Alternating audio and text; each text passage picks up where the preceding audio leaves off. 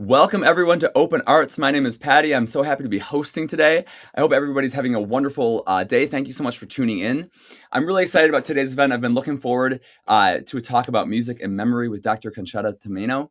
But before we get started, I'd like to share a brief word about our sponsor, Unitex.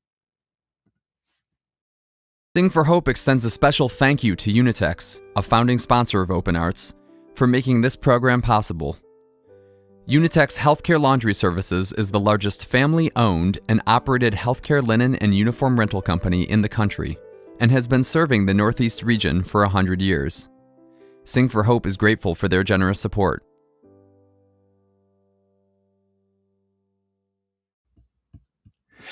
Like I said, I have been looking forward to this conversation for some time. Sing for Hope is all about the power of the arts to heal. And no one better represents that than Dr. Concetta Tomaino. So without further ado, I'm very excited to introduce our guest today.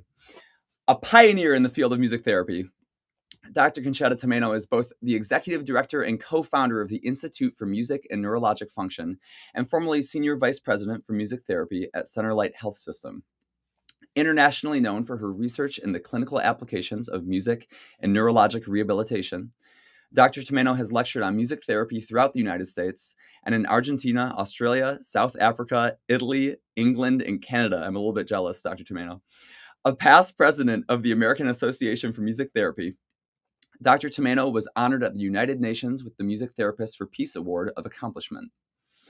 Committed to fostering the broadest access to music therapies for people in need the world over, Dr. Tomaino's work with the Institute for Music and Neurologic Function has advanced the state of the art and science of music therapy for individuals suffering the effects of brain trauma, including stroke, who are afflicted with such degenerative neurological diseases as Parkinson's, Alzheimer's, and other forms of dementia. Please welcome Dr. Tomaino. Hi. Thanks, Patty, and thanks for inviting me to speak with you today. Oh, it's such a pleasure to have you on. I've enjoyed speaking with you just before we went live. I know this is going to be a great conversation. So I have been reading up on you. I've been reading about your absolutely fabulous career. But to get started and to get our listeners acquainted, I was hoping you could just kind of start back at the beginning. It sounds like you had an affinity for both music and medicine early on, right? Oh, yeah. In fact, we were talking before, and I had started taking accordion lessons when I was like 10 years old. And even as a little kid, I was always like very musical and loved to sing, sang in choir and things like that. But I was also a science geek and knew from when I was like 2 or 3 years old, I wanted to be a medical doctor. I mean, that was the only thing I could ever think about. And when I was in high school, I ended up taking up trumpet in the band. I actually wanted to play basketball, but I played by boys' rules and they didn't let me on the team. But I did pick up trumpet in high school, but also was doing science. I headed the chemistry lab and the biology labs for the high school, and had done even some research by my senior in high school, and then applied to Stony Brook as a pre-med student back in 1972. So had started out as pre-med for 2 years. And in order to, I wanted to study trumpet too, because I had never formally studied it. And in order to study it, I had become a music major. And so the end of my sophomore year, I started as a double major in music performance, trumpet performance, and in sciences. And then by my junior year, I realized I really loved music and had found out about the field of music therapy just by accident. I was reading a magazine article and heard about this new career in music therapy and looked into it and found out that there was a new program at NYU that I was able to go and get my master's in. So stopped the sciences in my junior year so I could pick up all the psychology courses I needed to get into my master's program.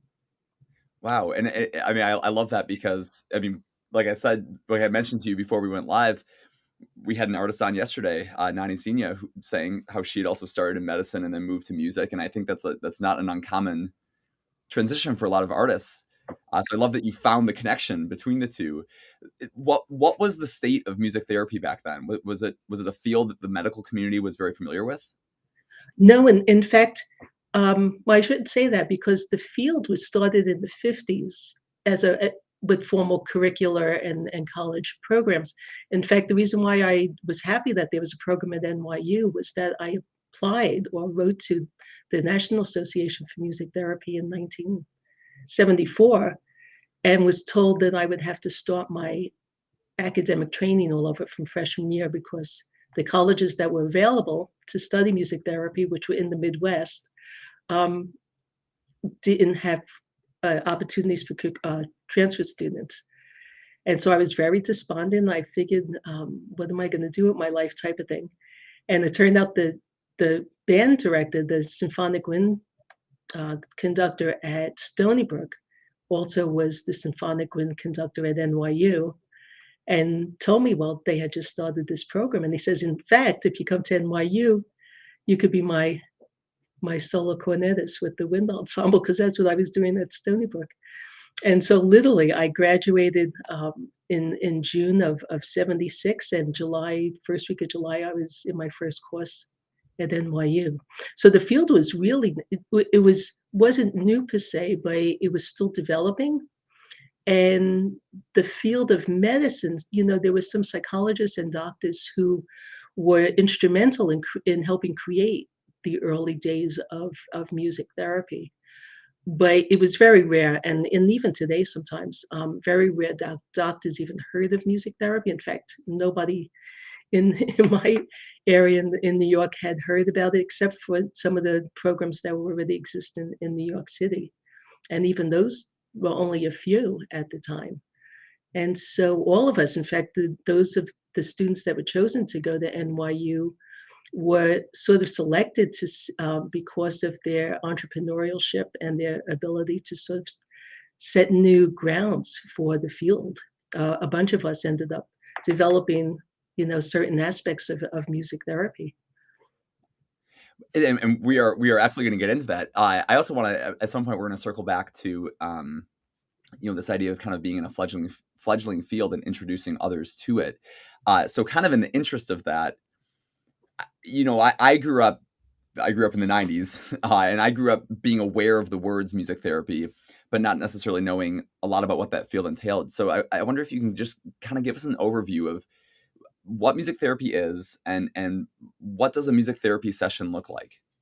Sure. Well, music therapy is the use of music and the components of music by a trained music therapist to affect neurologic, psychological, physiological function in the people that we work with. And so we're addressing usually non-musical goals, but to tell you the truth, the essence of everything we do is embedded in the music. And so that aesthetic experience of music is also key to part of that therapeutic process. Um, Sessions can vary because music therapists work with aging people, from infancy through older adulthood, and things like just anxiety, depression, um, learning disabilities, things like that. Um, and some of us work in medical fields with people with different types of brain injuries. That's really my specialty, or people with Alzheimer's disease and dementia and neurocognitive deficits. So the premise is that because of the way music affects so much of our physiological and I would say physiological and neurologic function, that there's ways of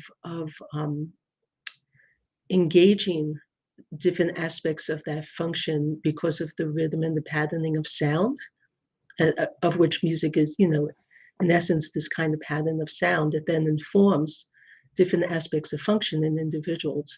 It could be about emotional regulation.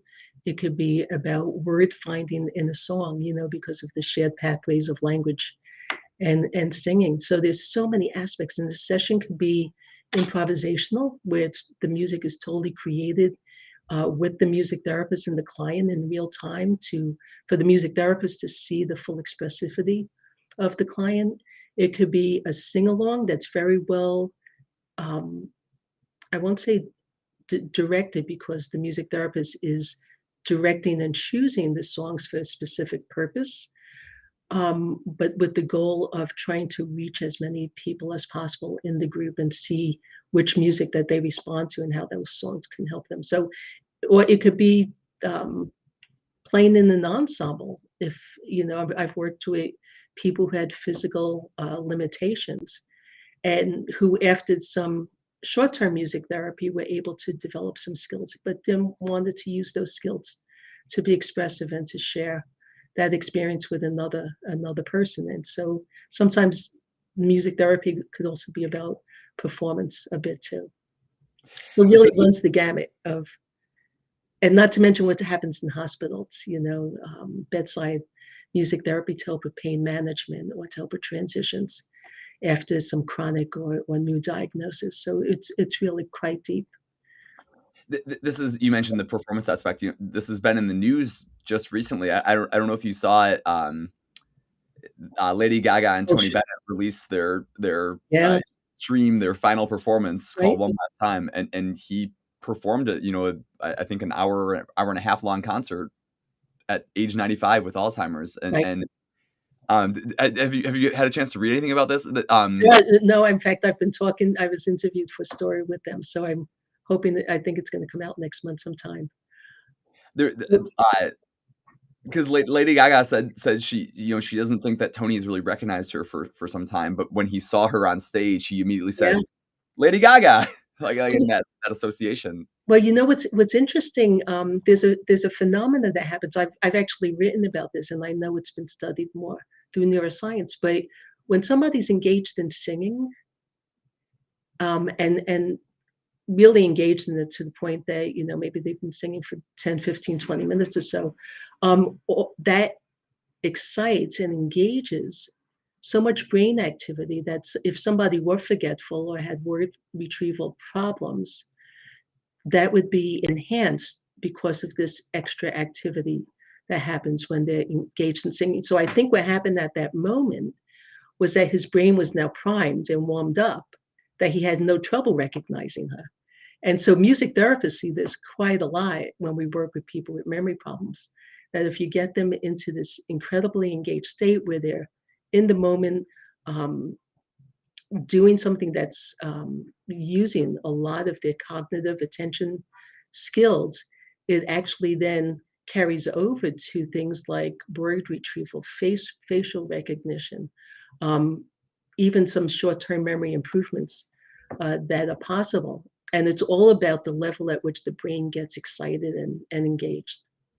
Wow, and do these benefits um last at, like, is it only while they are singing along, or do you actually see some long-term improvement over time? Yeah, the long-term improvement only happens if that person can be engaged at that level every day or consistently. So what we see, and actually Oliver Sacks, who I worked with, for 35 years, talked about this, and he would use the quote from T.S. Eliot, "You are the music while the music lasts," because in his experience, once the music stopped, there might be this tiny little bit of renewed ability, and then 20 minutes later it would be gone.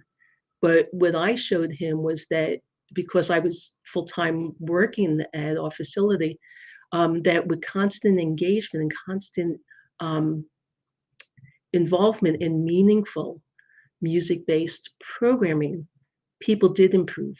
So we had done a study back in 1994 that actually showed that people with mid to, I won't say late stage Alzheimer's, but people with mid stage dementia actually improved their mini mental status scores by, I forgot how much it was, but it was quite a bit Wow. after 10 months. And it was because they were being actively engaged in something meaningful that pulled in their attention, that stimulated attention and stimulated other aspects that then carried over to cognitive ability. Wow.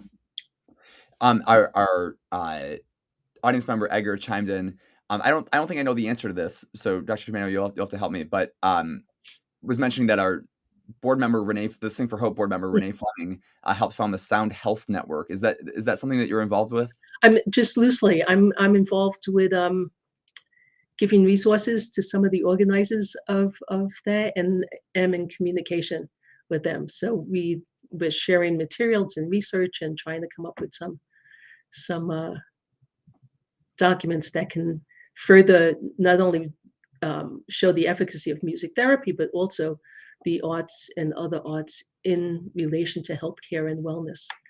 And in Sure. fact, Renee Fleming had called me before all of this had started to see. So, what do we know about music therapy? What do we know about music in the brain? Can you help me get this going? And then we had a hearing at NIH where scientists and music therapists were able to present what we knew to some of the leaders of all the NIH agencies. And out of that came the founding of this network. And Edgar, I'll tell you that Renee Fleming is the reason that I got in touch with Dr. Tomaino. That's how your name came to me. So we're definitely very thankful to her for helping make this happen. She's been the greatest advocate for all of this. What a wonderful person to have speak for us. So I don't know how much in the nitty gritty we can get, and I also am sure this research is ongoing. But what is it about music and the brain? Is there what is happening that melody and rhythm, fire neurons that other things don't? Sure. It's funny because when I started work, one of the reasons why my institute was founded was to start the dialogue between neuroscientists and clinical music therapists. Because back in the early 80s, when Dr. Sachs and I went to scientists and asked them if they can help us study music in the brain, they said no. And they said music is so complex. As a scientist, you have to identify what exactly is the stimulus and what is it affecting, because music is vibration and frequency and pitch and pattern, and then you put that into a melody, and that melody becomes a sequence of patterns, and then you attach words, and then you attach emotions, Too and many variables. yeah, exactly. So that was the struggle in the beginning, is how do you study this? And you could study. So what happened is, in the beginning, there were clinical studies that showed the efficacy of certain types of treatment. But in neuroscience, what started to happen was the scientists were actually able to show things like rhythm perception, and where does that take place? Where does pattern perception take place? How does the motor system get influenced by rhythmic patterns, and how do those rhythmic patterns then drive some of the premotor areas of the brain, so then somebody with Parkinson's can move better and walk more effectively? What are the shared patterns and shared networks between speech and singing? Because clinically, we've been able to work with people who've lost their speech because of a stroke, and yet through a very pattern type of singing and sing-song type speech, actually have improved speech recovery in people with aphasia. And so there have been neuroscience studies that actually show how another part of the brain compensates when somebody is able to recover some of their word retrieval and communication skills, that there's actually new networks, and you can see enhancement of certain networks that take place after a person has recovered function. So a lot of the diagrams, and a lot, not diagrams, but the patterns of how this front to back and bottom to top and top down series of networks and form function is still being discovered. That's why the NIH is funding all these now research centers around the country to help understand exactly what are the mechanisms of action that allow this to take place. One of the earliest scientists that I worked with at the Einstein College of Medicine had said one of the reasons why music seems to be so powerful in informing function is because music is all about patterns and on off type signaling, and that's how neurons fire, and it's patterns of firing that then inform how these sequences are going to take place. So the patterns of auditory sound actually then reinforce the inherent patterns of neurological action and activity. And so we have an immediate way of reinforcing information or enhancing information as it gets stored. Wow. So I'd love to share a story with you that I actually love to share with everybody.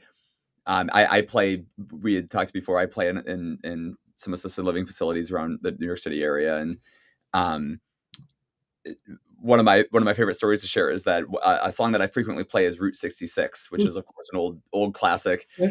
And I do the Nat King Cole version, and it kind of evokes these memories for me even growing up listening to that song. And I had a group with me that I was speaking with. There was in a memory care unit, and conversation was sort of difficult, and word you mentioned word finding was sort of a challenge. Uh, so I was introducing the song, and I was saying, did anybody ever have a chance to drive or ride along Route 66? Did anybody ever take a road trip out to California? Do you remember where you stopped along the way? And we were talking about all these things, and nobody could really recall Route 66 or where it went or anything like that. Well, then I start playing the song, and the song is all about all the towns it goes through and all that, and everyone sings along. Everyone knows every lyric and sings along. It's something about that melody was able to just bring these words back that they couldn't necessarily find in conversation. Right. And it was just the most transcendent experience for me, to think that this melody was able to do that. Right. Absolutely incredible. So those lyrics are inherently part of that melody. So both of them together are learned, and it's hard to separate them. That's why, especially if you work with people in memory care, you don't want to change lyrics to songs because they'll be so confusing. But sometimes if you don't introduce it and just play, and then after the song, ask about where they were, you'd probably Incredible. get more answers that were It's relevant. absolutely incredible, and it's things that I think we as musicians, we always knew that music has this power, but you are actually doing the work to put it into writing for us, to what is actually happening here, and all the positive effects it can have. Um, so do you find when you're working with people, when you're working with patients, or you're treating people with music therapy, are people generally open to it, or is there sometimes some resistance? It depends because older people tend to think of music as entertainment. So for them to think that music is therapy, and at least my approach is that I tell them that I'm a therapist and I use music, and I'm would like to help them with whatever it is that they're challenged with. So if an adult comes to me, it's usually because they're self-referred. So my private patients usually come to me because they know about music therapy. If I or my students are working with people in a skilled nursing facility, for example, obviously some of those patients can't make the choice, but they can respond in a way that shows that they may not want to be in the program at that time. And so we tend to work with them and see if there's a way to see how the music could benefit them, especially if there's some kind of behavioral issue, which we know that music therapy can play a big role in alleviating for institutionalized seniors. And you talk about some of the work you do in sessions is having people sing along or having people improvise, but obviously you're working with people with a large range of musical backgrounds. So how do you work, or how do you manage when some people might not have an ear for pitch, or some people might not have a natural ability with rhythm? Right. So it's interesting because most people will participate and improvise. Music therapists are trained to be very creative with the way we choose instruments and try to get instruments that have tonal qualities but not necessarily pitch. So if we want people to play along, we may use drums, we may use tone bars, but make sure that those tone bars are in the key that they'll work and things like that. So the aesthetic experience, it has to be nice as well. If we're working with somebody who was a musician, that could be challenging because somebody who's been a professional musician and has lost their skills because of a brain injury, then it's a very careful process to see how they can still express themselves musically, maybe with a different instrument, or maybe with some digital technologies that give them access to creating the sounds and the music that they want to uh, be engaged with. So we definitely try to see what the skill set is. It's very rare that somebody is lacking rhythm or rather rhythm perception. There are some neurologic conditions where people do have issues with melody perception or with rhythm perception, because if there was a brain injury of some type. But generally, most people can be engaged, and most people do respond either by singing or by moving to music, which doesn't require any real musical training to do. Mhm. Um, is there any I don't know if this is stepping outside of your area or not, but is there any research we're seeing all these positive effects that music has on a population with any sort of neurologic challenge going on.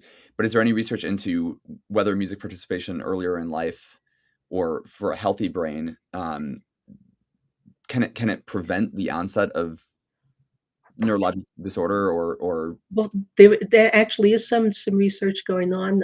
Nina Kraus, who's a neuroscientist up at Northwestern, is showing some interesting research. For example, if somebody had studied a music instrument when they were younger, they have better auditory perceptual hearing at an older age, even if they only studied for a couple of years. So you know how you get that if you're that sound or voice and noise type situation. Say you're at a party and everybody's speaking, and you have to really focus on the person in front of you. Um, People who've had musical training are able to hear in that situation much better than somebody who didn't have any musical training.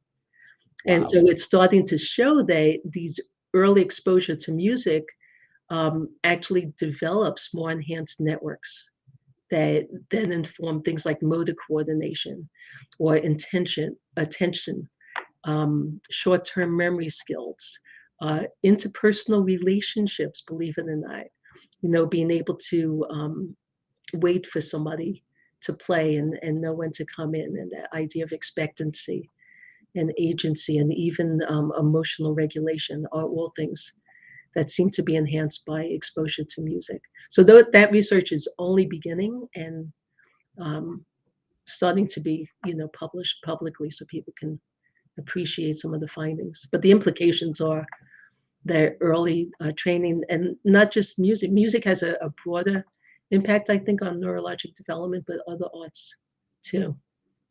Wow. That's incredible. We talked about kind of the evolution of music therapy since your career began and introducing it to the medical field. Was it or does it ever continue to be a challenge, securing funding for research? Obviously, there are so many areas in the medical field that we still need research, and is it ever a challenge saying, no, this is a really important field that deserves attention, and, Well, and what are you doing to sort of combat that, if so? sure. Um, where the funding is, it's interesting because this whole NIH initiative has been put in place. So there is funding to look at this basic research in music perception and especially how it correlates to health, and not only health in regards to people who have illness, but in wellness and human development. So that's happening. In the early days, if you were talking about music and its impact on some aspect of function, you really didn't talk about music per se. You talked about sound or auditory processing or something like that, more along the science line. So the grant reviewers would realize that it had some scientific efficacy. Sure, sure.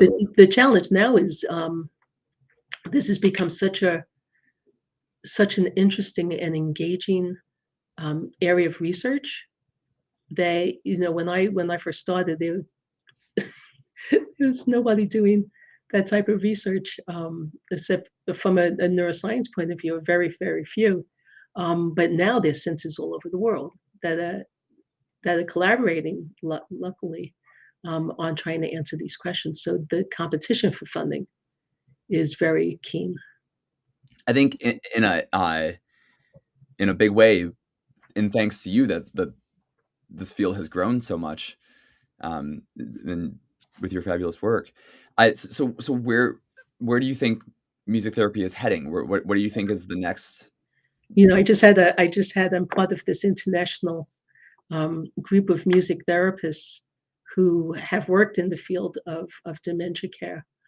And one of the things we're hoping to do, and I think it needs to be done, is to get government agencies and insurance companies um, informed and appreciative of the role that music therapy plays beyond just the music and the entertainment, the engagement aspect, so that music therapy could be reimbursed, that there are codes and things that everybody could apply for and get the benefit of. So that still hasn't happened. It's still a struggle for everybody to get reimbursed for music therapy. And in fact, in skilled nursing facilities, many times the music therapists, and for most of my career, I've been on salary, but to have music therapists work at an agency, many times it has to be grant funded or donor funded in order to allow that program to take place, and that shouldn't be. You know, the efficacy of music therapy as a complementary type intervention should be a core part, and we know that it's effective in short-term rehab in hospitals. We know that it's effective in neonatal intensive care units, in helping with child development, especially for premature infants. We know that it's effective at end of life and in hospice care. We know it's effective, especially in psychotherapy and people who have PTSD and major depressive type disorders, especially people who maybe can't verbalize about those issues because the trauma is so great. And we know that music therapy can play a powerful role in helping with those individuals. So getting whoever the regulatory agencies are to recognize and allocate funds so everybody has access to music therapy has to be the key, and that's where we need to go. I worked with a couple of music therapists again from around the world under the leadership of Dr. Joanne Lowy at Mount Sinai Beth Israel, and helped found something called the International Association for Music and Medicine. And that is another way for music therapists and doctors and people in the healthcare field who are interested in how music affects health to work together and to do research together to really advance that understanding. I'm so glad to have made this connection between Sing for Hope and you, because our mission is very much arts for all, and I love, we're so thrilled about the work that you're doing to bring that to fruition. So Dr. Tomaino, my last question for you is, like I said, thanks to you, this field has grown immensely. I think it is in part due to your work that I grew up knowing the words music therapy. So for all of our listeners out there, if someone is interested in learning more or pursuing music therapy, what is the way to do that now? Sure. So very easy. Musictherapy.org is the American Music Therapy Association. And also the certification board for music therapy. That would be the board when somebody's trained will get their certification through that board. But if somebody's interested in having access to music therapy, those two sites will tell you music therapists in your area. Music therapy is offered after a degree in an approved program. There's over 80 university programs in the United States now. Some are even offering some virtual, hybrid type of curriculum. So board certification comes after an academic training and 1,200 hours of clinical supervised internship. And then you sit for the board exam.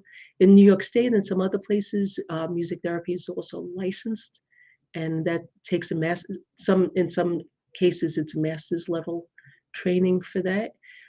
If people want to they should find colleges in their neighborhood that have programs and see if they can visit somebody, maybe visit a music therapist who has an open, not now during the pandemic, obviously, but you wouldn't know when it's possible to actually observe and see what's going on. And then there's rich resources all throughout the internet now where you can actually see videotapes. We have some on our YouTube channel, which is IMNF 2008. And then just to see what music therapists do, because the field is quite broad, like I said, and the applications go from everything from wellness, early childhood interventions to education to psychotherapy to music medicine. So it's really quite diverse. Incredible. Dr. Tomaino, thank you so much for joining us. Well, It thanks. really has been a pleasure. And thank you for all the incredible work you're doing, bringing the arts to those who need it most, and furthering the important. We always knew the importance of the arts, but you are furthering that even more. So thank you for your Appreciate incredible it. work. Thank you to everyone for joining us and tuning into this conversation. Be sure to tune in tomorrow at 4:00 for a conversation with our Open Arts host Raquel Palmas and comedian Rachel Burke about her career. And be sure to visit singforhope.org/donate to learn how you can contribute to Open Arts.